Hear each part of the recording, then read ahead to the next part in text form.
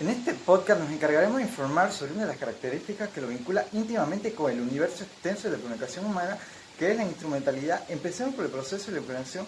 Cuando hablamos de la noción del proceso, que es un concepto muy moderno, centremos nuestro interés en el proceso mismo de la comunicación, del cual los medios de comunicación son solo una pequeña parte. De ahí que cuando se hace énfasis en que la comunicación es equivalente a los medios de comunicación, se esté incurriendo en una falacia. Veamos la siguiente imagen que nos describe de manera muy sintética todos los elementos participantes en un proceso de la comunicación, pero para que además son partes que mantienen entre sí una dinámica muy elevada que impide hablar del proceso como un elemento estático.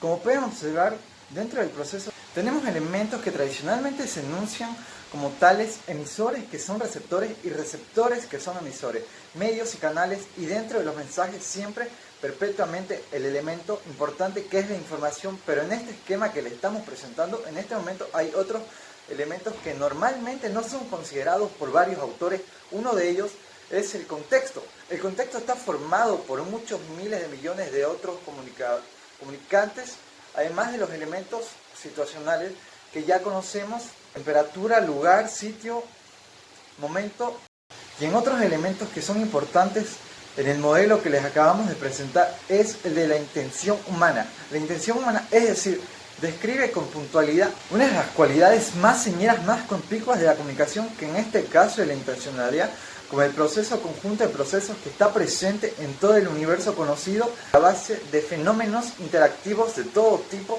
que no solamente involucra a los organismos vivos, sino que también los físicos acepten que hay elementos interactivos en la materia inerte. Por lo tanto, si la comunicación como un fenómeno interactivo o proceso que facilita la interacción de todo tipo no es privativa de los seres humanos, pero se da cuando presenta en los procesos sociales humanos, asume las características verdaderamente peculiares que hacen distintas de otros fenómenos como la comunicación en el universo. ¿Cuáles son estas características? Son más que más señeras que de la comunicación humana. Bueno, hay una lista breve que en este momento la vamos a ver en pantalla, que la caracteriza y la va a hacer verdaderamente distinta de cualquier otro proceso. Para empezar, la comunicación humana utiliza códigos y lenguajes consensuales. Este es muy difícil de encontrar en otras especies. Es también un fenómeno que es transmitido culturalmente, no genéticamente, es decir, muy difícil. Y afirmar que un individuo no nace hablando, tiene que aprender, tiene que pasar por un proceso de aprendizaje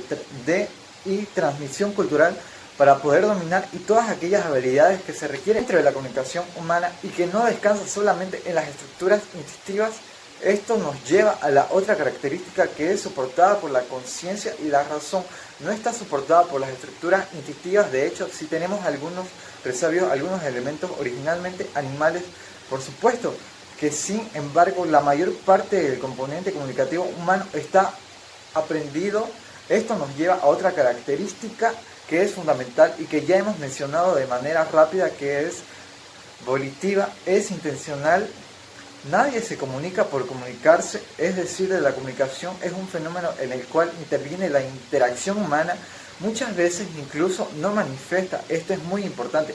Por lo tanto, al ser intencional, la comunicación humana es el proceso de la comunicación humana. Al intervenir los objetos, las metas, las intenciones humanas las convierten en un proceso posible. ¿Qué queremos decir con esto? Es un proceso posible porque el individuo de manera consciente participa o no, en muchas veces, o ve reactivamente involucrada en el proceso de comunicación social, y esto es inevitable. Pero su participación activa, su participación social y cooperación comunicativa en un acto depende de su deseo de su deseo de involucramiento. Este es muy importante también. Entonces, al ser comunicación un proceso que emerge en el momento de la interacción social, no importa el medio que se emplee. Entonces tenemos aquí un fenómeno de interacción verdaderamente complejo y difícil de abarcar, difícil de analizar, y no es un proceso sencillo.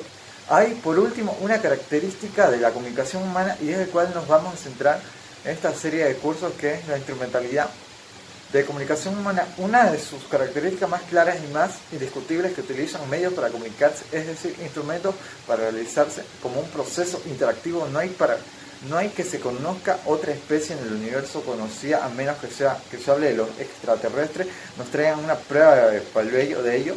No hay que nos traigan una prueba de ello. No hay otra especie que sea capaz de fabricar instrumentos sofisticados